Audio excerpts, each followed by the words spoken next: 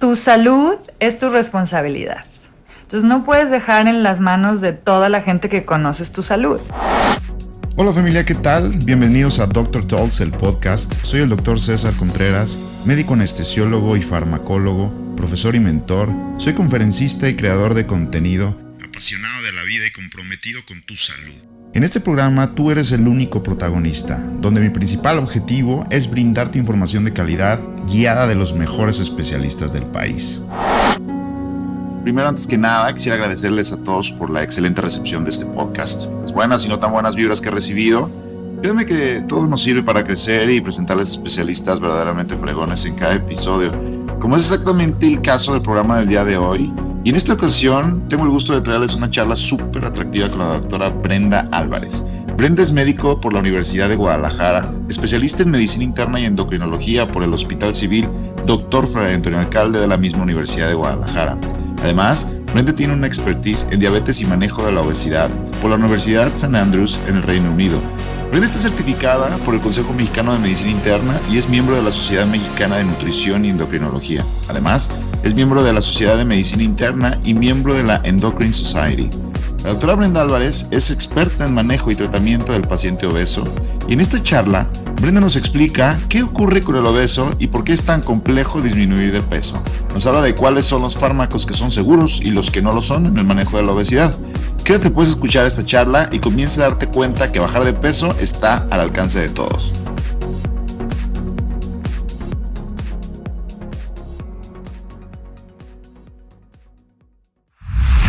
Hola, ¿cómo están? Bienvenidos a Doctor Talks, el podcast, un nuevo capítulo más. César Contreras Producciones en esta ocasión se encuentra nuevamente en el Centro Médico Puerta de Hierro Norte. ¡Qué gusto, Brenda! ¿Cómo estás? Ay, muy bien, César, qué gusto verte. ¿Cuánto teníamos que no nos veíamos? Años. Chingada madre, o sea, la verdad es que no saben lo que nos ha costado para empezar tener esta charla, porque la agenda de Brenda está súper saturada, no es por nada. Y después nos acaba de pasar algo horrible con la computadora y con el micrófono, que no pudimos iniciar la grabación, pero tuvimos que echar mano de la tecnología y utilizar mi iPhone, así que espero que nos tengan muchísima paciencia si el audio no sale como lo esperamos, pero la información va a estar muy chingona. En esta ocasión estamos en el consultorio de la doctora Brenda Álvarez. La doctora Brenda, amiga mía de no sé cuántos años, ahorita platicamos de eso, es endocrinóloga y antes que nada quiero agradecerte por brindarme el espacio y que tengamos esta charla.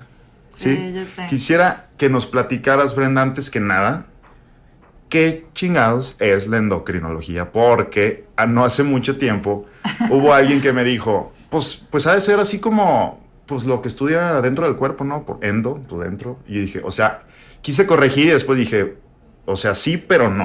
Uh-huh. ¿No? Entonces me gustaría que nos platicaras qué es un endocrinólogo, qué es lo que hace un endocrinólogo y realmente qué es la endocrinología antes de platicar de ti. Ok, bueno, la endocrinología es una rama de la medicina interna, o sea, que estudia primero medicina interna, puede ser completa o al menos 2 años, y de ahí te brincas a endocrinología. Endocrino significa glándula. Entonces somos una especialidad, una subespecialidad que estudia las glándulas del cuerpo y lo que secretan, que principalmente son hormonas. Entonces somos especialistas en hormonas y su proceso. Hay gente que nos ubica más como expertos en metabolismo y una rama del endocrino estudia eso, o sea, cómo procesas grasas, cómo procesas carbohidratos, cómo procesas casi todo lo que comes y el impacto que tiene en el cuerpo, ¿no? Perfecto. Y Brenda, no sé, nos conocemos como desde, el otro día recapitulando, creo que nos conocemos como desde el 2002 por una amiga en común, bueno, varios amigos en común. Y ¿cómo pasa el tiempo? Ya sé. Pero no vamos a hablar de eso. Pero quiero platicarles que Brenda es una de las mentes más privilegiadas que he conocido. Es súper buena y ustedes ya saben que yo bajé muchísimo de peso y gran parte de esta evolución se la debo a ella. Pero antes de eso, sí, me gustaría que nos platicaras, Brenda, ¿quién eres? ¿De dónde vienes? ¿Por qué estudiaste la carrera de medicina? Bueno, yo soy tapatía 100%, nací aquí, me crié aquí y desde chiquita siempre quise ser comunicóloga. Bien. Después de eso, ya sabes, la clásica de no te vas a morir de hambre, bla, bla, bla. Que yo creo que ahorita mucha gente que nos está oyendo a decir, los médicos ganan un chingo y menos en México, pero, no. pero ahorita la gente que se dedica a generar contenido y que es comunicólogo le está yendo súper bien, pero bueno, no te interrumpo más, continúa. Bueno, y después en ese tiempo, ya sabes, o eras licenciado Claro. para tener un futuro o eras médico, ¿no? Entonces, bueno, decidí estudiar medicina, fui a hacer el examen pidiéndole a Dios no quedar, quedé y me enamoré de la carrera como en el segundo semestre. Terminé medicina y descubrí que me gustaba mucho la ciencia, o sea, Bien. no era cirujano, No eras quirúrgica. no era quirúrgica, no podía estar así mucho tiempo en un cuartito blanco. Ujú. Entonces me decidí por medicina interna y de ahí pues conocí a mis gurús, por ejemplo el doctor Sergio Godínez, que me inspiró para seguir la rama de endocrino y pues en ese momento me movió mucho la diabetes, pero últimamente lo que más atiendo es obesidad y Bien. situaciones metabólicas. Me encanta. Hiciste la carrera de medicina en la Universidad de Guadalajara Sí. y la especialidad en medicina interna y endocrinología, ¿dónde? En el hospital civil. ¿Hay otro? No, No. bueno, en verdad, el Hospital Civil es cuna de grandes especialistas, pero déjenme decirles que tiene una cantidad de pacientes impresionantes y pues en Guadalajara y todo Occidente, pues pacientes pacientes endócrinos o endocrinológicos, mejor dicho, Ujú. hay un montón, Sí. obesos, diabéticos, etcétera. Entonces, el entrenamiento de la doctora ha sido bastante bueno y después de eso decidiste la práctica privada. Decidí la práctica privada y he tenido oportunidades, por ejemplo, de rotar en Escocia, Bien. en un diplomado de diabetes, pagado por la industria. Padrísimo. Sí, padrísimo. Y he tenido, pues ya sabes, acercamiento en esta cuestión de obesidad últimamente porque es un tema, pues, 70% de la población en el mundo tiene un problema de estos. Y Entonces, para entrar en el tema ya y calentar motores, platícanos por qué habemos tanta gente con obesidad. esa es una muy Está buena buenísima, pregunta. está Ajá, buenísima, es claro. buenísima. Y es muy difícil contestar, ¿no? Uy, me Porque imagino. en realidad tenemos muchas teorías ahorita de por qué somos obesos. ¿Tenemos Recientemente, te digo reciente porque fue ADA 2019, le dieron el premio, el reconocimiento a una doctora hindú porque ella propuso una nueva teoría para explicar por qué somos obesos. Y ella decía que entre más sano es un individuo, más se adapta al medio. Entonces, nos toca vivir un ambiente obesogénico donde todo te sube de peso, la comida rápida, el sedentarismo, tener una vida con mucho estrés, no dormir bien. Entonces, el sujeto que es sano se adapta, por ende es obeso. Entonces, ella proponía que habría que estudiar a la gente delgada, que es el 10% de la población en el mundo, para encontrar por qué somos obesos.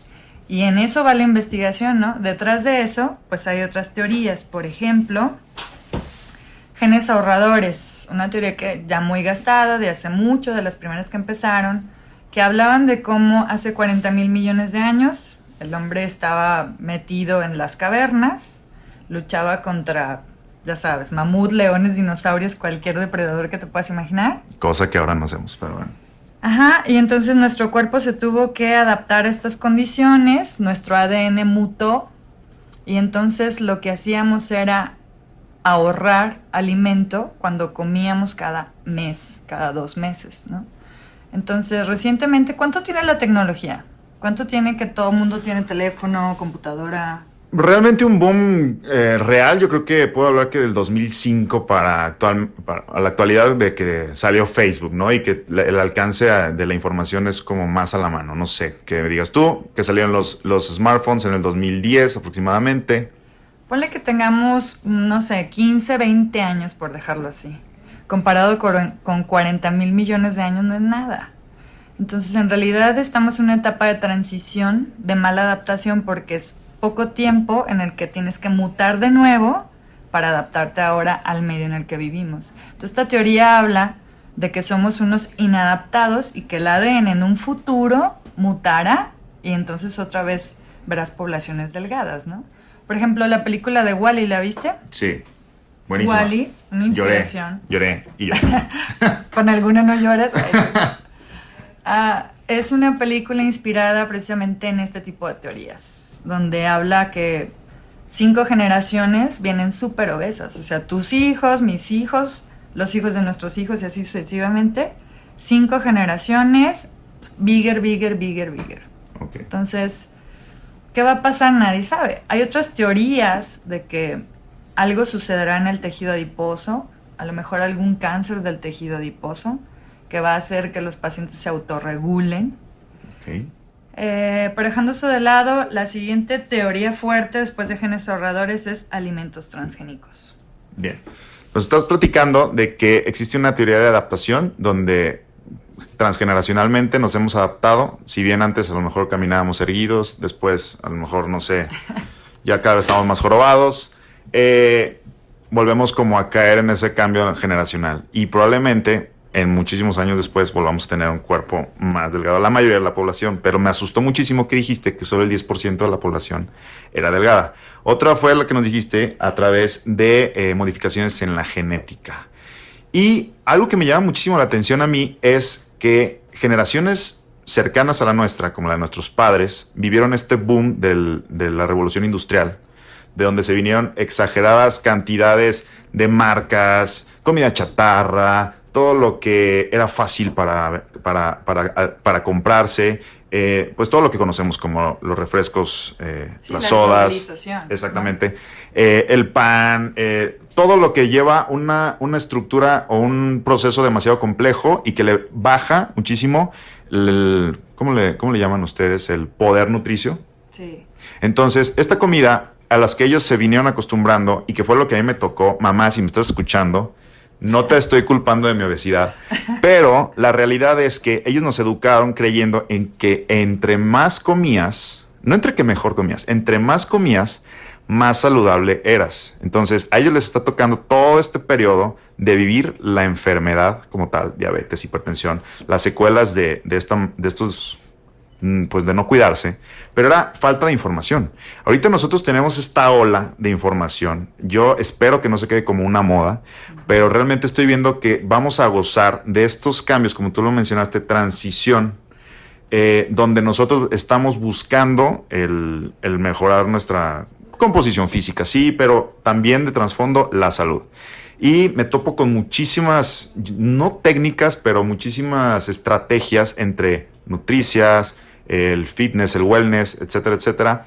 Y por el otro lado también existen muchos productos milagro que a lo mejor no funcionan de tal manera. ¿Cómo crees tú que actualmente se esté desenvolviendo la población para evitar este tipo de problemas, la obesidad? Y si crees realmente que las estrategias que estamos utilizando son útiles. Obesidad es un tema muy complejo. En realidad, hablar de la estrategia que funciona y la estrategia que no es difícil. Nosotros, cuando digo nosotros, me refiero a la parte endocrino que te toca afrontar este tipo de problemas. Un paciente que ya estuvo en todas las dietas que existen en el mundo, que ya incluso usó todos los fármacos que hay en el mercado, aprobados y no aprobados, y aún así sigue ganando peso. O sea, ese tipo de conflicto es el que me toca vivir a diario con mis pacientes, ¿no? Entonces, usar una estrategia que realmente lo saque adelante es compleja. Casi siempre trato de explicarles que todo parte de dieta y ejercicio. Si tú me preguntas qué dieta, las dietas cada año son una moda diferente. Entonces se basan más que nada en tu gasto basal, o sea, qué tanto puedes tú procesar en cuestión de calorías y cuántas calorías tiene esa dieta. En una dieta ideal es una dieta balanceada, donde no quites ningún grupo de alimentos. Y hay muchos mitos acerca de haz pura grasa, quita todo y deja la proteína. Lo peor que puedes hacer en tu vida es comer carbohidratos. En realidad no existe una verdad. Cuando tú le llamas estrategia, me gusta porque quitas un grupo de alimentos un tiempo como estrategia, pero no lo prolongas más de 3 a 6 meses. O sea, no puede convertirse en un estilo de vida. Estilo de vida es balance. Me encantó eso que acabas de decir porque estamos frente a modas. Hay algunos profesionales incluso dedicados a la ciencia que incluso llegan a motivar a la gente a cierto tipo de dietas o estilo de vida, entre comillas. Me toca muchísimo ver la gente que está apasionada con el veganismo. Me toca gente que está apasionada con la dieta keto, donde reducen perfectamente, más bien, casi en su totalidad, uno de los grupos nutricios, en este caso. Entonces, ¿tú no recomendarías ninguna de estas o a qué llamas balance? Ya nos mencionaste que incluir en la dieta todos los grupos alimenticios. Sin embargo, ¿por qué crees que ciertos médicos e incluso gente de ciencia está recomendando alguna de estas estrategias de nutrición? ¿Realmente funcionan o realmente no? Ahorita nos mencionaste que algunas 3-4 semanas, que es lo que yo en lo personal hago. Si necesito, no sé, a lo mejor bajar un poquito el porcentaje de grasa corporal, me someto a cierta modificación, restricción de carbohidratos, etcétera, etcétera, pero no es como que lo adopte como el día a día.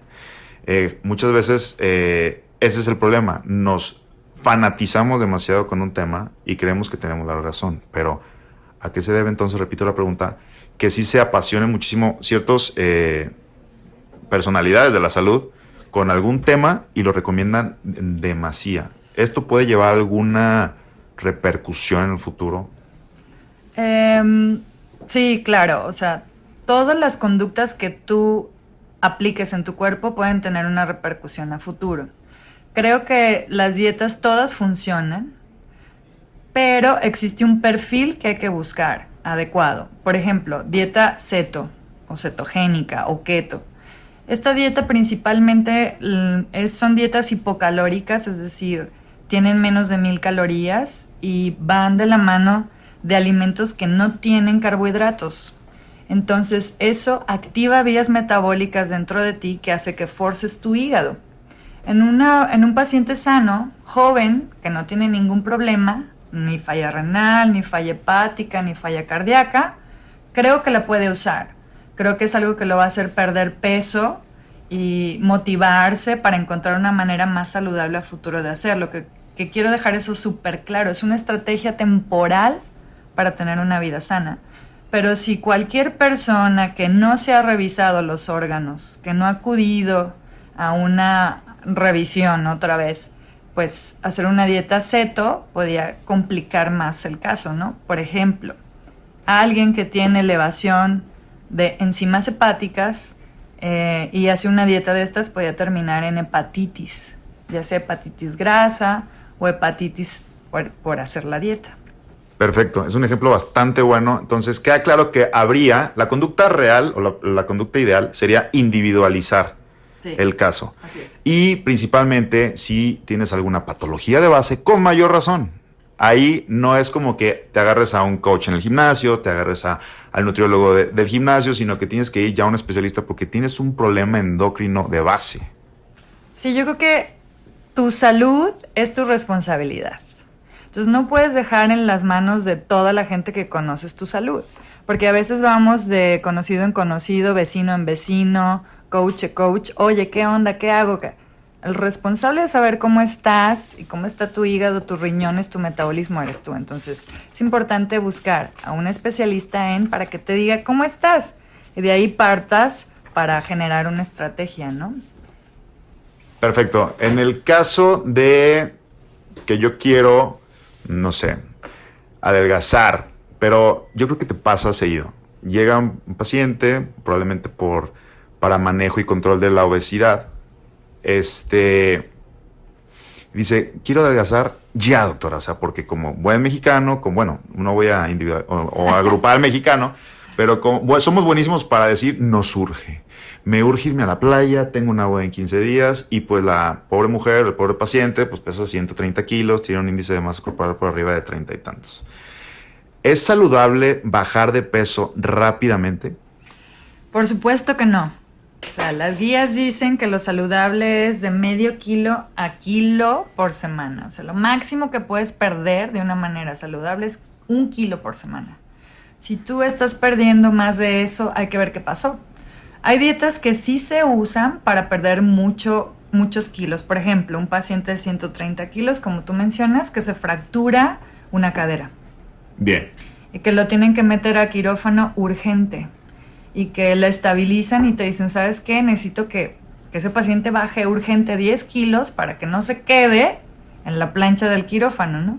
Entonces ahí sí arrancas estrategias de urgencia porque el caso lo amerita. Pero si tienes una boda donde quieres bajar 10 kilos, pues bueno, la expectativa tiene que bajar porque puede ser muy contraproducente. La gente me dice, oye, es que hago una dieta y reboto.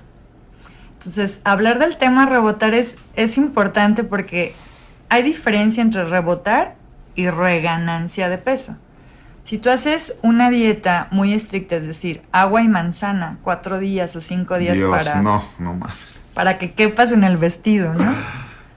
Y llegas a la boda y cenas, bueno, al siguiente día vas a tener los 7 kilos que habías bajado arriba y quizá un par más. ¿Y esto es por? Porque sometiste a tu cuerpo mucho estrés, o sea, el cuerpo no entiende que lo que quieres es bajar unos kilos para caber en un vestido. El cuerpo, el metabolismo lo interpreta como una amenaza. Te voy a poner un ejemplo. Venga. Si un paciente entra a la terapia intensiva porque es un chavo homólogo a ti, de tu misma edad, digo, no eres tú por supuesto, Ajá. pero esa persona se accidenta, tiene muchas fracturas, está muy mal. Lo pasamos a terapia intensiva, lo intubamos y está 5 días sin comer.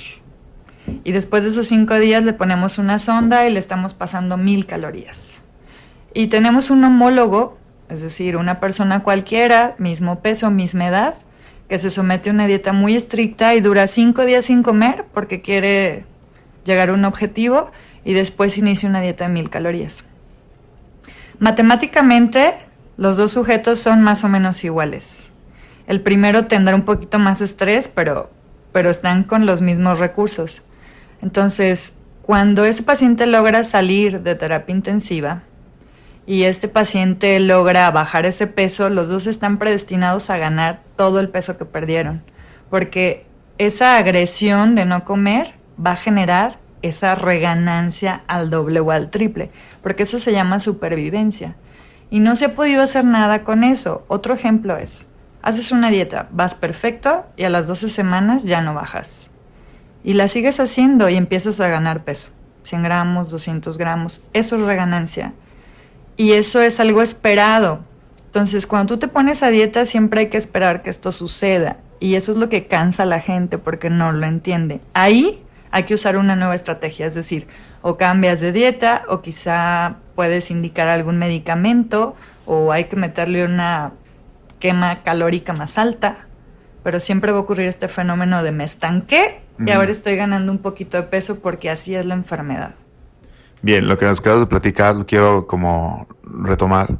Hay gente que a lo mejor tiene un estilo de vida muchísimo más acelerado, está sometido a más estrés, no duerme, etcétera, etcétera. La gente que es más sedentaria, por otro lado, entonces podría ser más susceptible a rebotar o a tener mayor ganancia después de una dieta. Sí, obesidad ahorita son 5 puntos, en eso vamos. El primero es dieta equilibrada. Es más probable que tú te mantengas delgado si tu dieta es equilibrada, a si tú haces dietas donde quites algún grupo de alimentos, donde sean muy hipocalóricas. 2, ejercicio. El ejercicio que más impacta es un ejercicio mixto, es el más recomendable, que hagas pesas y hagas cardio, no inclusive puro cardio o no inclusive puro pesa. Luego, manejo del estrés. Si tienes un trabajo que te estresa, que sales hasta allá todos los días, lo ideal es que cambies de trabajo, porque el estrés también participa como disruptor del metabolismo. Pues sí, doctora, pero tengo que pagar la consulta, tengo que pagar todos los medicamentos. O sea, el estrés es parte de nuestra vida realmente. Entonces, si no puedes deshacerte de él, pues hay que aprender a manejarlo. Es decir, aventarte una buena charla con amigos, no sé, o sea, hacer ejercicio, pintar. La otra cosa es el sistema endocrino, hay que revisarlo, hay que ver que no tengas un problema de tiroides, que no tengas un problema en tu ovario, que todo fluya, que esté bien. Y la última condición, no menos importante, es el sueño.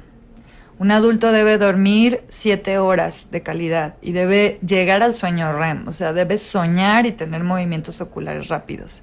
Si tú eres una persona que tiene insomnio o no duerme, bueno, pues ese es otro disruptor de obesidad. Y dependiendo de los que tengas, pues la probabilidad de reganancia o de rebote que le dice la gente, ¿no? Perfecto. Platicamos, tuvimos un intro bastante rico y yo creo que la gente va a seguirse preguntando, pero ¿realmente yo estoy gordo o soy de huesos anchos? O a lo mejor no estoy obeso, nada más estoy gordo. Entonces quisiera que nos ayudaras a definir, a entender qué es la obesidad y cómo la clasificamos, porque realmente, independientemente de la autoestima, o sea, yo sé que hay alteraciones en la dismorfia, que esto significa que nos vemos en el espejo diferente de realmente cómo estamos. Entonces hay gente con mayor autoestima que piensa que no está gordito, pero realmente sí. Entonces, ¿cuándo somos solamente individuos con sobrepeso? ¿Cuándo estamos en una obesidad? ¿Y en qué momento ya implica un riesgo a la salud? Bueno, obesidad es una enfermedad crónico-degenerativa. Es decir, una vez que tú adquieres esta ganancia de peso o esta tendencia a ganar kilos y kilos y kilos, tienes obesidad como tal. No se cura, eso es algo interesante. Mucha gente cree que si baja 30, 40, 50 kilos, algo le va a pasar y va a ser delgado el resto de su vida. Y en realidad no, es exactamente como la diabetes. Un paciente diabético come una zanahoria y le sube el azúcar. Un paciente obeso come una zanahoria y sube de peso. Un paciente sano no le pasa ninguna de las dos. Entonces hay que entender esto como punto principal, ¿no? Y segundo lugar, la clasificación más usada es el índice de masa corporal, que es una ecuación donde divides peso sobre talla al cuadrado y te da un número. Ese número, si es menos de 25, es totalmente normal el individuo. Si es menos de 18, es un individuo delgado. Si es mayor de 25 hasta 30, le llamamos sobrepeso. Y si es mayor de 30, se llama obesidad. Obesidad se divide en 3 bloques. El primero es de 30 a 35, segundo 35 a 40 y el tercero es más de 40. Recientemente se ha hecho mucho énfasis en que obesidad va en relación al porcentaje de grasa que tú tienes. Y hay gente que, por ejemplo, puede ser delgada, o sea, por índice de masa corporal estar normal o en sobrepeso, pero no tienen una sola fibra muscular. Entonces su composición es principalmente grasa y ese paciente se debería clasificar como obesidad grado 1. Entonces, últimamente optamos por medir la proporción grasa en la gente para poder tener una idea más clara de qué es obesidad. La nueva estrategia esta que está utilizando todo el mundo, que desconozco qué tan sensible sea, el in-body, o sea, te mide porcentaje de músculo, porcentaje de grasa, de agua, no sé si mide bioimpedancia y te mide la cantidad de agua en relación con la grasa. ¿Qué tan sensible es? ¿Qué tan recomendada es? ¿Qué tan confiable es? Sí son sensibles, son un poquito menos específicos. Podríamos decir que la sensibilidad anda entre el 85 y el 90%. Es un estudio que te funciona perfecto para la consulta, pero no es el 100% de sensibilidad y especificidad. Para esto necesitaríamos una densitometría corporal total, que te divide agua, grasa, músculo por segmentos y que es un estudio realmente veraz, ¿no? Certero. Pero la densitometría corporal total es una radiación completa al cuerpo. Entonces, un estudio que no se debería hacer con tanta frecuencia. Quizá cada 2 años podrías hacerte uno de estos. Entonces, la impedancia, que lo único que implica es una microonda eléctrica, que lo que mide es la capacidad de conducción en tu cuerpo. Pues bueno, de esa manera lo que no conduce es grasa, ¿no? Y va sacando porcentajes en relación a lo que pesa el individuo. O sea, es algo cercano, pero funciona y está bien aplicarlo. Pero en ese caso sí no tiene tanta sensibilidad porque también depende mucho del estado de hidratación que tengas, la cantidad de electrolitos que tengas. Entonces, mucha gente dice, no puede ser, o sea, me puse a dieta, bajé tantos kilos, pero gané porcentaje de grasa y me hicieron bioimpedancia. Entonces digo, bueno, no te estreses porque no representa el hecho de que hayas tenido una pérdida. Probablemente hayas venido en distinta hora con, no sé, alguna cantidad de agua, una capacidad de hidratación, una cantidad de hidratación mayor. Entonces ahí radican los cambios. Entonces, volviendo al tema de la obesidad, supongamos que yo soy una persona completamente sana, pero a mí me han dicho que tengo un índice de masa corporal de 28 y me hago uno de estos estudios donde me dice que tengo un porcentaje de grasa de más de 32. ¿Estoy en sobrepeso o estoy en obesidad y me estoy volviendo una bola de grasa? Por el porcentaje que me estás diciendo, pues estarías muy elevado y entonces tienes obesidad grado 1 por adiposidad. Perfecto. Entonces sí tendríamos que echar a andar mecanismos de tratamiento de obesidad. O sea, es decir, cuando tú todavía no adquieres la enfermedad como tal o no llegas a este extremo de grasa, tu problema es un problema leve y no deberías utilizar ningún fármaco ni deberías utilizar una dieta especial. O sea, deberías tener una mejor calidad de vida, es decir, dormir bien, no te estreses, haz una dieta más balanceada de poquitas calorías, haz mucho ejercicio y tu problema se va a solucionar.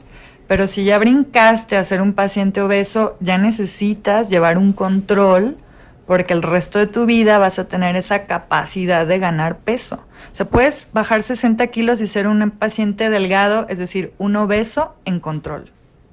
Ya entras en algo que se llama como una capacidad de adaptación.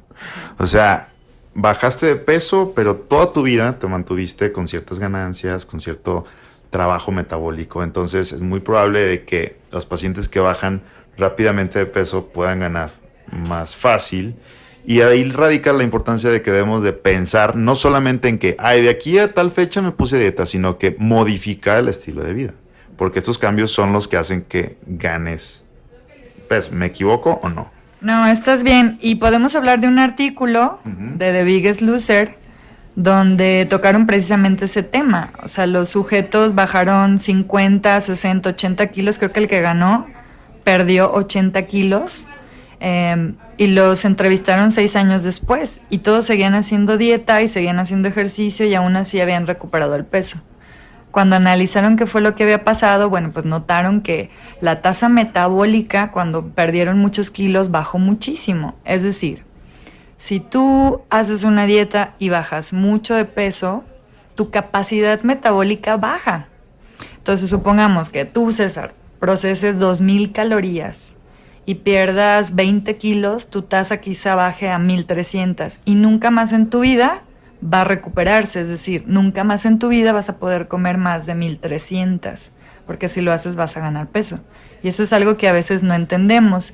Cada que nos sometemos a una dieta estricta, es decir, por ejemplo, no comer para que nos quede el vestido, pones en riesgo tu tasa metabólica y pierdes esa capacidad de comer más. Entonces quiero entender que si antes yo llevaba una dieta de 3,000 calorías, porque podía. Y después me pongo a bajar de peso, importantemente, y me reducen a una dieta de 1,600, que luego son las que acostumbran, ¿no? 1,800 calorías con pues muy baja cantidad de calorías. Son muy poquita comida. Mi cuerpo lo va a resentir y va a decir, no, pues yo ya debo de consumir 1,800, 1,800, 1,800, 1,800, a pesar de que yo le metía 3,000 calorías al día. Tú me estás diciendo que después de haberme sometido a esta dieta, cualquier alimento o en el transcurso del día mayor a 1,800 calorías me va a hacer engordar entonces. Para que se entienda, sí, pero no tenemos una tabla de cuántas calorías caen. Por ejemplo, estos sujetos que te digo de la competencia empezaron con 2,600 y su tasa metabólica después de perder 50 kilos cayó 600 calorías. Pero no existe una equivalencia de si yo comía tanto y como tanto, cuántas voy a perder. Quizá, como ejemplo, si tú comías 3,000 y haces 1,800, a lo mejor quedas en 2,200 o en 2,300. Pero sería interesante, una vez que perdiste peso, ver en cuánto te quedaste. O sea, cómo está tu tasa basal ahorita y en base a eso hacerte una dieta balanceada para que puedas seguir sin ganar peso. Con esta premisa me quedo de que no solamente debes de tener un coach de vida, un nutriólogo de base, sino que toda persona que tenga un problema de obesidad debe de acudir con el endocrinólogo. Sí, o sea, al menos si tu problema es obesidad, sí, para hacerte un balance, un plan de acción y después derivarte con expertos, como por ejemplo algún rehabilitador físico, algún nutriólogo, quizá algún doctor en particular, ¿por qué no un psicólogo, un psiquiatra si tu problema es un trastorno del sueño? O sea, generalmente el trabajo de un paciente obeso es multidisciplinario, que eso también es un error, ¿no? O sea, ponerte en manos de una sola persona. O trastorno de ansiedad, como fue en mi caso. O sea, yo tuve que ir con un psiquiatra a que me dijera por qué. O sea, aparte de que yo había hablado contigo y ya habíamos visto de que no existía un problema hormonal de base, tuvimos que acudir con un psiquiatra para que me dijera que tenía un problema de ansiedad. Entonces mi problema era un círculo vicioso en el de que yo me ponía ansioso, comía. O sea, comía más, me daba más ansiedad. Entonces era un círculo vicioso bastante fuerte. Y lo que nos acabas de mencionar es bastante chingón, porque generalmente pensamos que con cualquier dieta que veamos en Facebook vamos a poder resolver el problema, pero no, un paciente obeso debe de tratarse como si fuera un paciente grave, un paciente que tiene una enfermedad que puede tener infinidad de complicaciones, y me gustaría que, a grosso modo, para no andar en el tema, ¿qué complicaciones puedo tener yo si estoy obeso? ¿A qué me estoy enfrentando si no tomo medidas al respecto? Las complicaciones varían dependiendo del grado de obesidad que tengas. Podemos decir que un grado 1 es totalmente reversible, todo lo que se pueda presentar, pero los trastornos van, por ejemplo, sueño. Haces algo que se llama apnea obstructiva del sueño, es decir, roncas tanto que de pronto te quedas en el ronquido, ¿no? La gente dice, es que dura como 30 segundos que no respira y lo tengo que sacudir y ya recuperas. Esa apnea del sueño, si se prolonga o si tú duras mucho sin respirar por la obesidad, pues puedes generar arritmias, incluso hay muerte súbita por esta arritmia. Otra cosa que puede pasar, pues es lo más conocido: diabetes, hipertensión, gota. Impacta mucho en el cáncer. Los pacientes obesos tienen 30% más de tener cáncer en próstata, en mama y en endometrio principalmente. Tienen problemas de fertilidad. Sabemos que entre un 20 y 30% de las parejas que excedan su peso van a batallar para poder concebir un bebé. Y estos problemas impactan mucho en el aspecto psicológico también. Y tenemos problemas a nivel cartílago. Por ejemplo, obesidad reblandece mucho los cartílagos, los hace más susceptibles al desgaste. Entonces la gente cree que el peso que tienes de gordito está traumatizando tus articulaciones. Sí, pero también es el reblandecimiento que per se la enfermedad te da. Luego, como es un estado inflamatorio, pues tu cuerpo está más susceptible a todo, a infecciones, a enfermedades autoinmunes. Entonces sí es importante que te trates para evitar este tipo de complicaciones. Doctora, ya me quedé asustadísimo, me voy a morir. O sea, esto está horrible, no me había dado cuenta. Realmente las complicaciones no son, las creemos lejanas, y ese es el problema. O sea, el gordito feliz, el gordito buena onda, que en ese caso, así fue mi caso, hasta que un día, subiendo unas escaleras, me empecé a agitar y me quise desmayar. En verdad, o sea, se me borró la vista, me asusté muchísimo, me senté, estaba con agitación, evidentemente, taquicárdico, no podía respirar, me asusté. Me tomé exámenes y vi que todo estaba mal. Triglicéridos arriba, colesterol alteradísimo, la glucosa casi me estaba haciendo diabético. Afortunadamente, habemos personas, y yo esperaría que les pasara lo mismo que a mí, a muchísimas personas, que te mueres de miedo en ese momento. O sea, realmente tocas fondo. Digo, yo no tuve una obesidad muy cabrona. Sí llegué a pesar 115 kilos. ¿Dónde los tenía? No sé. Todo el mundo me decía, sí estabas gordito, pero 115 kilos, ¿really? Entonces, toqué fondo, y lo que más me ayudó, en verdad, fue acercarme a ti, al endocrinólogo, porque tú me diste como la pauta a seguir. Y fue, la verdad, como un antes y un después, por lo cual yo lo recomiendo bastante. Ahora, ya acabo de escuchar que estoy súper obeso, que me voy a morir y no sé cuánto. Doctora, pero por favor no me diga que dieta y ejercicio. Por favor, porque, o sea, está cabrón. La realidad es que si tú le dices a una persona con obesidad que tienes que empezar a hacer ejercicio, híjole, es súper difícil. Me topo con personas que tienen este problema en los gimnasios o en ciertas alternativas que hay ahorita para entrenamiento, que es un choque muy fuerte. Entonces, el hecho de decir que solo dieta y ejercicio se me hace muy pobre, honestamente. Como tú lo mencionabas, debe ser algo bastante multidisciplinario, pero existen por otro lado un montón de productos que la gente se está tomando muchísimo y es algo que quiero tocar contigo de manera sensible pero responsable. No se trata de que estemos recomendando de manera vaga, tienen que venir a la consulta de un endocrinólogo para que vean qué alternativa es la más adecuada. Pero, ¿qué otras alternativas, hablando de medicamentos o en farmacología, se están utilizando que realmente sirven y que sean seguras? O sea, las vamos a mencionar no porque quiero que vayan ahorita a la farmacia y empiecen a comprar estos productos. Para que se lo sepan, la gran mayoría necesitan receta. Pero quisiera que nos platicaras de a qué nivel de seguridad nos estamos enfrentando con estos productos y cuáles son. Bueno, hay un organismo a nivel mundial, la FDA, que se encarga de aprobar fármacos una vez que estos tienen la parte científica elaborada. Es decir, un fármaco sale al mercado y necesita tener 10 años de estudio para poder ser aprobado por FDA. Entonces, cuando un fármaco está aprobado por FDA es seguro, ¿no? Y lo puedes usar el tiempo que FDA lo recomienda.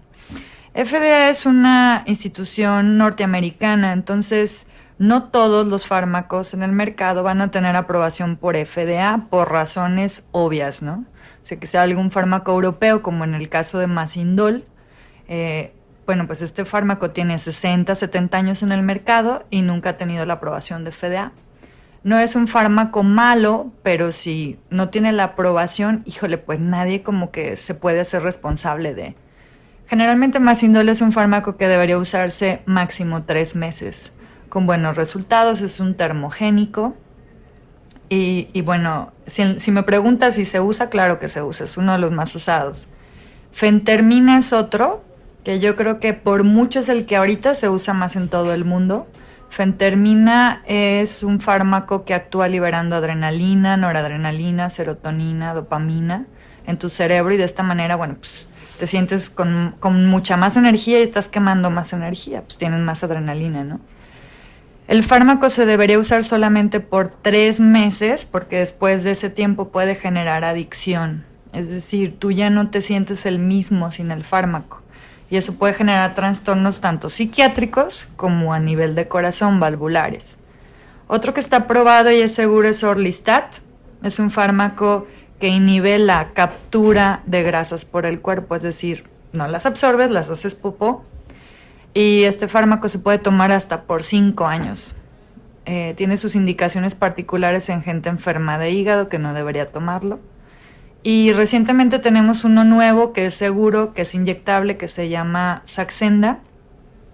Y bueno, esta sal pues es muy prometedora, nada más que la terapia es cara. Estamos hablando de, no sé, 4,000 pesos mensual, pero la puedes usar por 3 años. O sea, la terapia de obesidad va encaminada, o debería ir encaminada a ser prolongada, porque si yo ya mencioné que es un problema crónico, que el resto de tu vida vas a tener, la pregunta ahora sería para ti, ¿vale la pena dejar un fármaco temporalmente?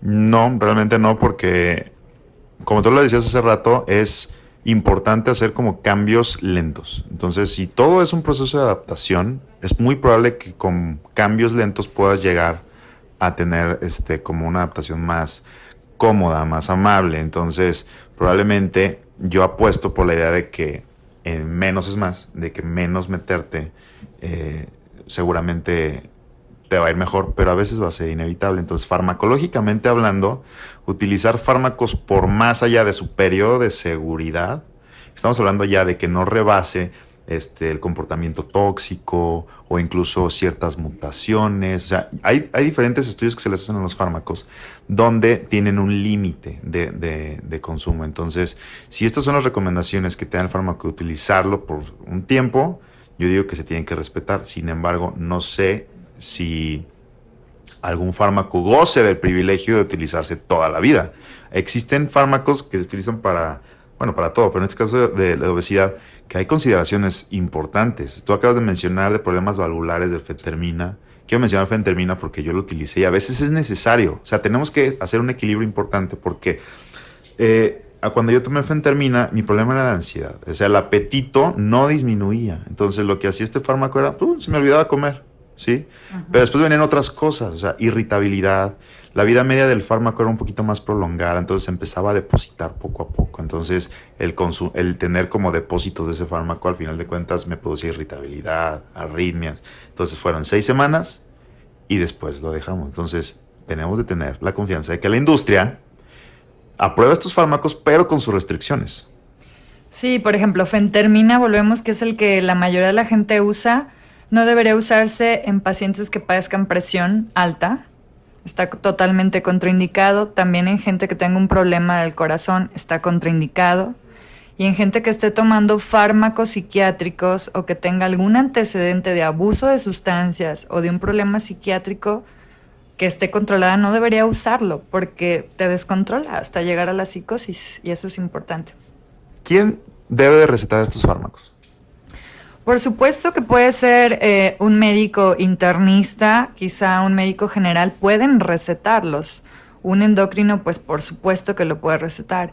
Ahorita obesidad la ve cualquier médico y quizá eso es un problema, ¿no? Creo yo que debería recetarlo quien tenga conocimiento del fármaco. O sea, creo que la recomendación, el poner tu firma en una receta, debe ser con el 100% responsabilidad de lo que estás recetando. Yo me he encontrado recetas que me llegan, oye, ¿me puedo tomar esto? Y me encuentro, con todo el respeto, recetas de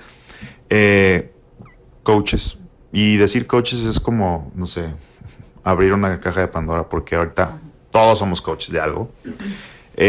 Nutriólogos, y que honestamente, hablando farmacológicamente, la combinación de esos medicamentos, híjole, es fatal, ¿sí? Entonces, yo en lo personal recomiendo que si van a utilizar alguna terapia para el apoyo, porque es un apoyo para la reducción de peso, sí sea con un endocrinólogo, porque es el que les va a dar de manera global toda la estrategia y les va a dar un seguimiento. Si bien el problema de obesidad se va a controlar, también va a controlar las posibles consecuencias que les trajo la obesidad, la diabetes, la hipertensión, etcétera, etcétera. Si supongamos en un panorama en el que un paciente con obesidad ya tiene, por ejemplo, datos de hipertensión o incluso inicia con hipertensión, pues imagínate que le recetan fentermina cuando aumenta la presión arterial. O sea, debemos de entender que los fármacos no son dulces, o sea, implica un riesgo importante.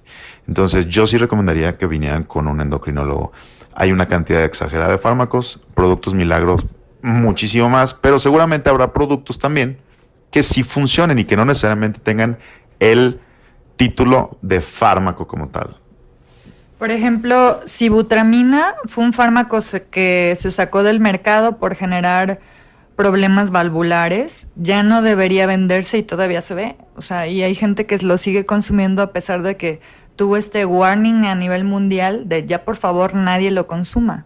Hay otros fármacos, por ejemplo, Rimonabant, que cuando salió duró 6 meses en el mercado, un fármaco inglés, buenísimo. Ya no te acordabas que era el hambre, podías durar días sin comer y llegabas a metas muy interesantes de peso, pero a los 6 meses hubo suicidio en tándem de mujeres que lo consumían y se sacó urgente de mercado y nada más estuvo en Inglaterra. Y así ha habido casos de varios fármacos. El siguiente año viene para México un fármaco, sí, claro. El siguiente año viene un fármaco muy interesante que se llama lorcacerina. Ya por fin llega, está aprobado en Estados Unidos para peso. El blanco de este fármaco es gente ansiosa, es gente que antes fumaba y con eso controlaba la ansiedad, es gente que tenía diferentes toc-tocs, ya sabes. Entonces parece ser un fármaco prometedor. Vamos a ver qué sucede. Ya conocemos al laboratorio que lo va a tener. Y bueno, pues es otra alternativa seria para perseguir los goles que buscamos en la obesidad. Perfecto. Y alternativas que no sean de origen farmacológico, que tú tengas la garantía que sí son una alternativa. Bueno, ya dijimos, el tratamiento de obesidad se divide en 3 etapas. La primera es el conservador, que a nadie le gusta, dieta, ejercicio. El segundo son fármacos, donde ya mencioné a los que están aprobados por FDA. Tenemos un montón de fármacos que están aprobados por COFEPRIS para su venta en México, pero que no cumplen esos estándares de seguridad, que es una lista infame, no la pienso mencionar. Pero tenemos otro tipo de terapias alternativas, ¿no? Tenemos, por ejemplo, todos estos tés, la canela, que es un anorexigénico natural, la vainilla, que te ayuda a hacer más lipólisis local, la cafeína, que es un termogénico natural. O sea, esta conducta de rescatar propiedades a lo mejor de algunos nutrientes naturales no es mala y no estamos en contra de eso. Hay algunos minerales también que son interesantes, por ejemplo el cromo, el que tú consumas cromo te ayuda a perder peso. La tableta se llama picolinato de cromo. Viejísima. Sí, claro, y como te digo, pues funciona, el té verde funciona. Nada más hay que dejar claro, no puedes abusar de todos los fármacos, tienen un tiempo de uso y no son para todas las personas, que ahí está, pues ahora sí que la piedra del zapato, ¿no? Individualizar sería la clave. Sí. O sea, el hecho de, soy una persona obesa, no es como que tengas una característica más, como tener cabello rizado, con cabello más castaño, no.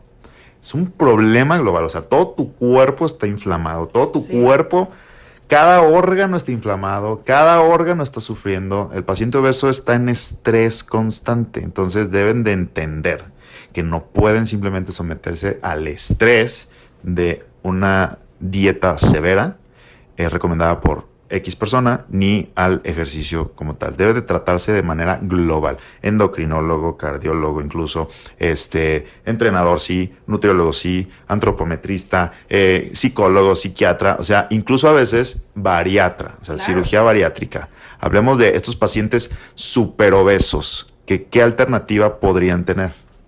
Bueno, el tercer bloque es la cirugía. Incluso tú puedes tener un paciente que está en obesidad grado 1, que ya tiene complicaciones, por ejemplo, que ya es diabético, que es hipertenso, y que ya hizo dieta ejercicio y no logramos una reducción del peso y que ya le diste tratamiento y es resistente a tratamiento porque ahora esa es la nueva. Tenemos pacientes que son resistentes a los fármacos. Aún no se sabe por qué, pero sí hay casos. Entonces, este paciente que es resistente a todo, pues bueno, es un candidato ideal para una cirugía. La cirugía también no es para todos. Hay que hacer una búsqueda del paciente ideal para que el resultado sea el que planeamos tener con ese paciente. Entonces, individualizar es la clave. Si tenemos un paciente que es candidato desde un principio a bypass, hay que ponerlo a dieta, hay que ponerlo en condiciones para evitar las comorbilidades durante la cirugía, en el posquirúrgico inmediato y a largo plazo. Incluso hay gente que sigue creyendo que la liposucción es una alternativa para no sé, combatir la obesidad, entre comillas. Pero realmente el procedimiento quirúrgico que sí va a reducir la cantidad de inflamación y la cantidad de grasa corporal, no solamente por fuera, sino por dentro, es atacarla del origen donde se absorben todos los alimentos y es la cirugía bariátrica. Pero me topo también con gente que apenas tiene un índice de masa corporal por arriba del normal, que en verdad tiene como que obsesión con su físico y que ya se quieren meter a cirugía bariátrica. Realmente también la cirugía bariátrica es otro tema muchísimo mayor, donde el paciente se somete a un equipo multidisciplinario todavía más complejo. O sea, el problema de la obesidad debemos de empezar a tomar la seriedad que es. O sea, no solamente es el asunto estético, ya no solamente es el que si te mueres a temprana edad o no, porque ese es otro tema que la verdad es que sí, o sea, ¿cómo se dice? La expectativa de vida del paciente obeso es muy distinta a un paciente no obeso. Pero hay que pensar ya en tus hijos y en los hijos. ¿Un papá obeso puede tener hijos obesos? Esa es una excelente pregunta. La obesidad sí se hereda, pero hay dos tipos de herencia. Una herencia mendeliana, es decir, de padres a hijos. Si mi familia sí tiene mucho paciente obeso, yo tengo un riesgo o una carga genética de ser obeso. Pero independientemente de que no exista un solo obeso, hay un tipo de herencia que se llama epigenética, es decir, que va de generación en generación y a nuestra generación nos toca venir cargados de esta herencia. Entonces tú me puedes decir, híjole, pues si toda mi familia es obesa y yo estoy en esta generación de obesos, o sea, voy a tener obesidad.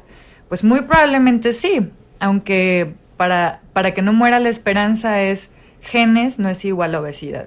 Si tú sabes que tienes toda esta carga genética, pero eres un paciente que come adecuadamente, saludablemente, va al gimnasio, descansa, tiene un manejo del estrés, hace tai chi o algo así, pues jamás vas a expresar obesidad, ¿no? Ok, entonces si tú llevas una vida saludable, es mucho más probable que aunque tus papás estén gorditos, no lo desarrolles, y yo creo que eso está bien entendido. Ahora, existen el otro lado, pacientes o personas que de alguna manera han llevado una vida saludable, ¿sí?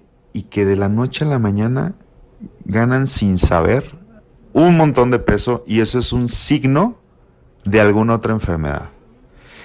¿Qué puede pasar a nivel endocrinológico que pueda llevarte a la obesidad? Porque sabemos que la obesidad, pues el principal problema obviamente es la mala alimentación, sedentarismo, etcétera, etcétera. Pero ¿qué enfermedades pueden estar asociadas a que sea más fácil que podamos ser obesos? Bueno, hay mutaciones genéticas que le llamamos enfermedad obesa monogénica, es decir, de pronto hay mutación de un gen y tú empiezas a expresar obesidad. Pero esto se da casi siempre en niños que nacen peso normal y de pronto empiezan a ganar mucho peso, ¿no? Entonces el tratamiento de la obesidad monogénica es otro bloque y principalmente se ve en paciente pediátrico. En gente adulta, cuando se activa uno de los genes, ahorita se conocen, el genoma va como en 400 genes asociados a obesidad. Entonces, si tú, por ejemplo, te sometes a una cirugía y el estrés de la cirugía te activa genes, pues vas a empezar a tener tendencia obesogénica, ¿no?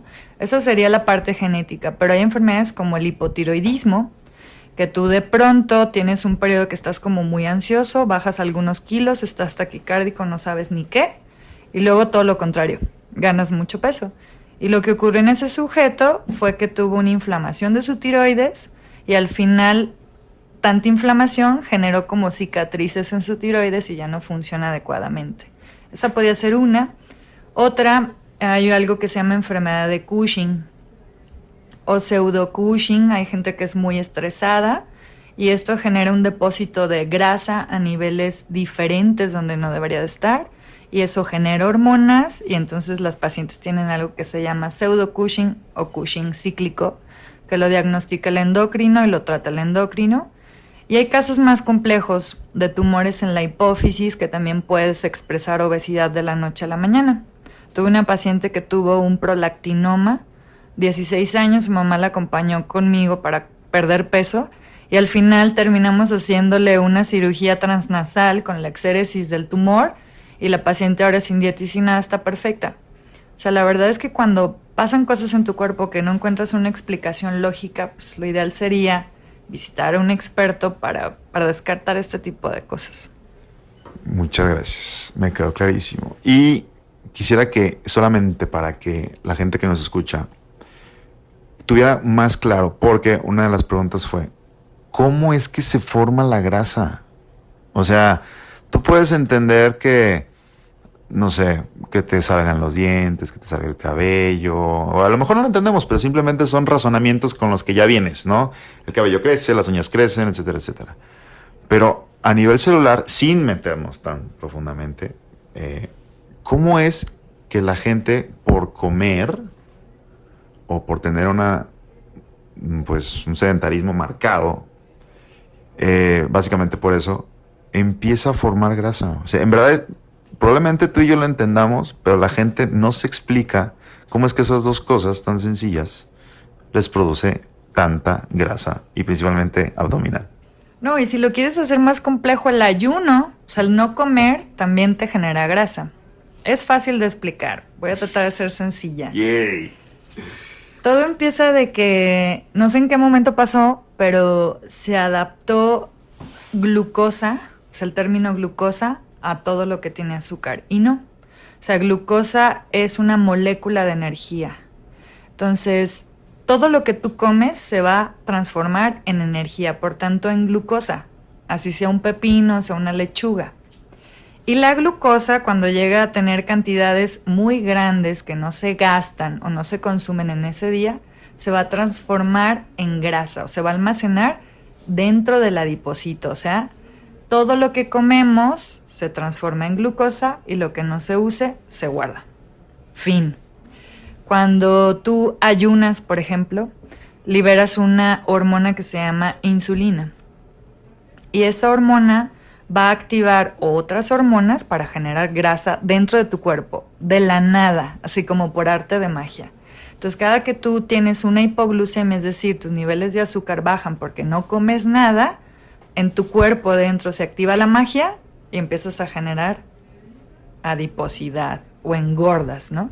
Entonces, tanto el gordo que come de más como el que no come. Entonces, el estar expuestos a una gran cantidad de glucosa es una señal para el cuerpo, para la lipogénesis como tal. Sí, claro. O sea, entre más glucosa tú tengas, la glucosa se va a almacenar dentro del tejido adiposo y tu tejido va a ir creciendo y creciendo porque tú estás guardando y guardando. Ahí lo ideal sería que una de dos, o no ingieras tanto alimento para que no se transforme en glucosa, o si comes esa cantidad, que lo gastes, es decir, que quemes, que hagas ejercicio para gastar estas calorías. Ahora, por ejemplo, la masa muscular gasta en reposo, tus músculos comen 1 kilo hasta 50 calorías en reposo. Entonces, si tú eres un paciente que ya tiene sus 5 kilitos de masa muscular, pues estás metabolizando hasta 250 calorías en reposo en el cine, ¿no? Y esto te ayuda a mantener tus estándares normales. Me encantó la plática que tuvimos, la verdad. Creo que se tocaron varios temas interesantes y nos daría para... No, hombre, Está cañón. Neta, o sea... Si yo no hablamos nada. En serio, pero realmente lo que quiero es como crear una inquietud. Tenga la gente un panorama y entienda que no están ante un problema pequeño, es un problema gordo, realmente. Y dentro de algunas de las actividades que realizo en mis redes es preguntar al especialista. Y me hicieron varias preguntas para el endocrinólogo. Y fueron muchísimas, pero como en este caso hay muchas que se pueden aclarar en otro escenario, a lo mejor con algún nutriólogo, porque son no tan específicas, quisiera enfocarme solamente en las que más me llamaron la atención y tienen que ver con fármacos, ¿sí? Entonces la primera es, ¿sirve la metformina para adelgazar? Tiene varios estudios donde dice que sí, que es efectiva, pero la pérdida de peso es muy pobre. En realidad baja de 1 a 3 kilos el consumo de metformina por 3 meses. Cuando realmente baja de peso es en aquel paciente que tiene niveles altos de insulina, o sea que es prediabético. En prediabéticos o diabéticos que les das insulina va a haber una pérdida de peso aún mayor. En gente sana, hasta máximo 3 kilos. Si se recomienda para gente sana, no. Aunque metformina no es un fármaco malo ni genera problemas a largo plazo, tú puedes generar algo de dependencia. Cuando digo algo, es decir, hay cambios a nivel hormonal que ya dependen de metformina para que se sigan dando. Entonces, de la nada, para 3 kilos, pues creo que no vale la pena tomarla, aunque sí baja de peso. No, y los efectos secundarios, las molestias gastrointestinales, la adaptación al fármaco son bastante pesadas. Otra de la pregunta referente al uso de fármacos es, ¿puedo utilizar hormonas tiroideas para bajar de peso? No, y por supuesto que no, prohibidísimo.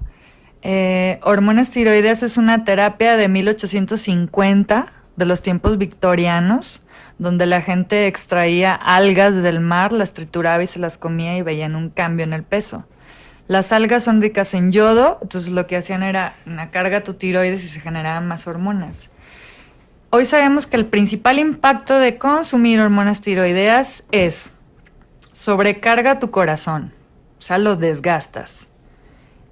A tus huesos, hay una osteoporosis temprana en gente que las usa.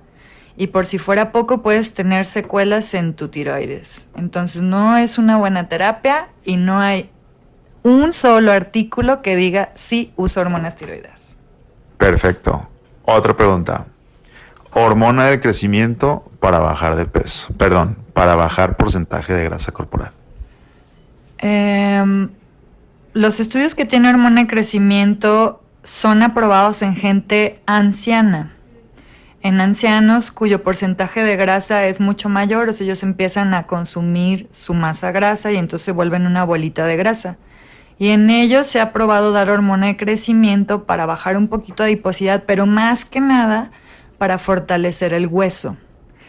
Estudios en pacientes obesos que la consuman, no. Y la explicación fue que cuando tú tienes algo de obesidad, hay resistencia a la insulina. Por la inflamación que tienes, empieza a haber resistencia. Si te pones hormona de crecimiento, esos niveles altos de insulina podrían conjuntarse con hormona de crecimiento para que si tuvieras alguna mutación de cáncer en ese momento, pues se te regala el cáncer, ¿no? Entonces, son temas muy, muy peligrosos. La recomendación es no la usen y si la van a usar, pues que sea con indicación consciente de un especialista. Perfecto. Otra. El uso de análogos o similares a la testosterona te ayudan a bajar porcentaje de grasa corporal. Hablo de, obviamente, yo sé que me están escuchando y a lo mejor todos están con los pelos parados y agarrados de algo. Los mentados anabólicos o los precursores, entre comillas, precursores, porque no he encontrado nada al respecto de que tengan un efecto precursor de testosterona. ¿Sirven para bajar porcentaje de grasa corporal?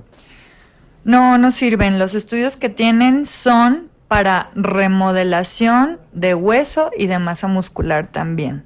Pero en masa grasa no han tenido un estudio en el cual funcionen.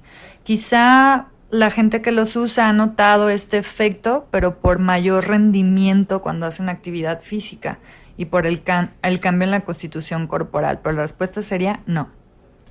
Y una última que me llamó mucho la atención porque es de una paciente que me dijo que bajaba de peso constantemente, pero solamente cuando utilizaba... es un fármaco que tiene algo similar a la fentermina más una benzodiazepina, en este caso diazepam, que se llama Redotex, y había otra presentación que ahorita no recuerdo el nombre. Svelkalps, exactamente. Entonces, que lleva aproximadamente 6 años tomándola. No, ya sé. Aproximadamente 1 o 2 veces al año, sí, para llegar como a sus metas. Es una paciente pues relativamente gordita y dice que después de tomar el medicamento lo suspende cuando empieza a tener como molestias a la hora de acostarse, empieza a sentir palpitaciones y lo suspende, pero dice que entra en un periodo como de depresión por semanas y alteraciones del sueño. Entonces quisiera que nos hablaras de estos dos medicamentos, Redotex y Svelkalps. Bueno, la fórmula que usan estos medicamentos, pues podemos decir que está bien pensada, ¿no? Porque una parte del medicamento liberas adrenalina, serotonina y toda la parte que funciona para perder peso. Y la otra mitad del fármaco, pues es al contrario. Son fármacos que te relajan, te calman. Entonces, pues, bueno, es una combinación ideal. Porque uno te sube y el otro te baja y al final quedas tablas, ¿no? Con la pérdida de peso. El problema es que cuando tú empiezas a tomar benzodiazepina es la sal que a nivel mundial genera más adicción que cualquier otra. Más adicción que el café, más adicción que el tabaco, más adicción que el alcohol. Entonces, automáticamente te haces adicto a benzodiazepinas y no las vas a poder dejar, a menos que vayas con un psiquiatra y empieces con este método detox. Entonces, el problema no es el impacto que van a tener en tu peso. Claro que funcionan. El problema es la adicción que te van a generar y que esa sí es muy difícil quitarla. Entonces, la recomendación es no hay que usarlos por el riesgo de volverte adicto. Y no hay una sola aprobación para usar esta combinación. Perfecto, y ya les juro que es la última pregunta y no la podía dejar porque fueron alrededor de 20 y tantas preguntas, 30 y tantas preguntas que seleccioné, pero se repetía como 6 veces el utilizar métodos anticonceptivos hormonales me hacen subir de peso. Sí, Hay un 10% de pacientes que van a ganar hasta 10 kilos por usar un método de anticonceptivo, el que sea, pero esto es dependiendo de la paciente. O sea, no hay un perfil que yo te diga, sí, tú, si lo usas, no. O sea, úsalo y si empiezas a ganar peso, hay que cambiar de método.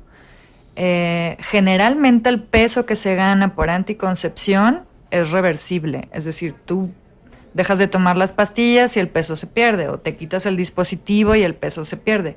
Pero no va a ser en todas las pacientes, o sea, habría que ver si tú vas a reaccionar con sobrepeso a ese fármaco.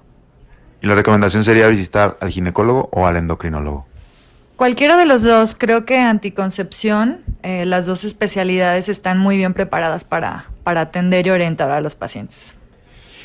Bueno, Brenda, y antes de despedirnos, ¿qué nos podrías, no sé, recomendar a todas las personas que de alguna manera puede que estén o que no estén obesos, pero vayan para allá? ¿Qué sería lo ideal que hicieran como paso 1, así como dicen en muchísimas terapias, los 12 pasos? Pero ¿cuál sería el paso 1, el paso 2 y probablemente el paso 3? ¿Qué les recomendarías, aparte de motivarlos, que hicieran? O sea, hoy me levanto con una autoestima de la chingada, me veo mal, no me gusto, etcétera, etcétera, pero aparte es probable que tenga un problema de salud. ¿Qué es lo que recomienda esa persona que ahorita nos está escuchando y está pensando en hacer algo? Yo creo que sería súper interesante conocer ese tipo de personas, darles una orientación de qué hacer paso a paso, y todo parte de que te hagas una lista de exámenes para ver cómo funciona tu metabolismo. Ese es el paso número 1. Arreglar lo que se tenga que arreglar. O sea, si realmente tienes alguna hormona mal o algo te está pasando, solucionarlo. Si estás con alguna depresión, si te sientes que emocionalmente es el problema, ansiedad, hay que solucionarlo. Y, pues bueno, solucionando lo que tú creas que es lo que detona este problema, quizá podamos ver un poquito más la luz, ¿no? Me gustaría que se quedaran con que tener obesidad no es culpa de nadie en realidad. O sea, es un proceso, es un fenómeno que se está dando a nivel mundial, como empezamos esta charla, pero que tenemos estrategias para contener el problema. O sea, ningún paciente está solo, ni quiere decir que tiene que indagar en su cerebro qué hacer o pedir señales del cielo. O sea, tenemos todo un protocolo de acción de qué hacer 1, 2, 3, 4, 5, 6, incluso hasta llegar a cirugía para que el paciente se controle. Creo que los casos que tienen esta formación o que acuden al médico y se tratan así, hay muy pocos casos que siguen siendo obesos. O sea, en realidad todo el mundo se puede controlar, ¿no? El chiste es no desesperarse y pues, ¿qué te digo? No estar detrás de todos los productos milagro. Obesidad es complejo, es difícil, los tratamientos son de 1 año, de 2 años, las estrategias son pocas, los resultados pues, tienen que ser pobres, pero es mejor un paso firme. Ahora sí que como la carrera de la tortuga y la liebre, ¿no? O sea, en realidad es mejor ir paso a paso, pero al final llegar a tener 60, 70 kilos y quedarte ahí. Creo que el éxito no se mide en cuánto bajas, sino cuánto tiempo te quedas delgado, que eso es lo más interesante y donde debemos enfocar la meta. La primera meta, yo les digo a mis pacientes, es no subir. Si ya no estás subiendo de peso, ya vencimos la primera meta. La segunda es perder peso. Y la tercera y más importante es mantenerte delgado. Y ese es el éxito. Muchísimas gracias. La verdad es que esto nos puede dar para, no sé, sesiones, capítulos, pero cualquier duda que tengan, los que me están escuchando, créanme que venir a consulta con la doctora Brenda les va a quitar absolutamente todas las dudas que están generando. Y van a tener una alternativa fabulosa. Los que me conocen o no me conocen, yo a ella la hago responsable del haber iniciado con este estilo de vida y el haberme transformado completamente, porque no fue rápido, pero sí fue conciso. La verdad fue estresante, fue desesperante, no fue placentero, pero creo que como vas notando cambios, se va haciendo más motivador y vas aceptando constantemente ese shock de términos y de ideas que te dicen de que no debe ser tan rápido, de que debes tener paciencia, de que no es de la noche a la mañana, porque al principio eso es lo que más te detiene. Entonces, para las personas que quieran contactarte, me gustaría que nos dijeras dónde te pueden contactar y el teléfono de tu consultorio. Ok, los teléfonos son 1368-2030 o 1368-1547 para informes, citas y demás. Y me pueden contactar en DRA, o sea, doctora.bren.endo@gmail. Me pueden escribir y yo con mucho gusto les contesto el mail de las dudas que tengan. Y su consultorio está ubicado aquí en el hospital, el Centro Médico Puerta de Hierro, en la ciudad de Zapopan, Jalisco. Brenda, muchísimas gracias, espero que no sea la última vez. Gracias a ti, en verdad, me encanta verte, estás genial, estás guapísima y nos vemos la próxima.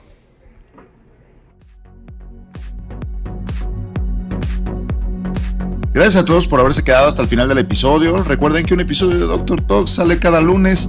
Síguenos por favor en Spotify y Apple Podcast y regálame una calificación de 5 estrellas, por favor, para que sigamos subiendo en el pendaño de este ranking en cada plataforma.